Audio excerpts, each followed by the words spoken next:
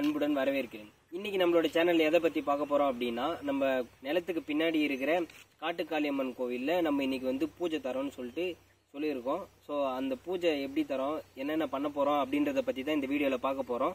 Next இதுக்கு முன்னாடியே பாத்தீங்கன்னா நம்ம இந்த கோயிலை பத்தி ஒரு வீடியோ போட்டிருக்கு. அதை நான் ஐ பட்டன்ல லிங்க் கொடுக்குறேன், நீங்க செக் பண்ணி பாருங்க. வாங்க போவோம்.